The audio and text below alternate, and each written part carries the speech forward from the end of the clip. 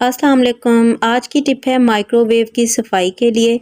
तो एक बर्तन में 1 कप पानी में चौथा हिस्सा सिरका मिलाकर माइक्रोवेव में चंद मिनट के लिए बॉईल करें।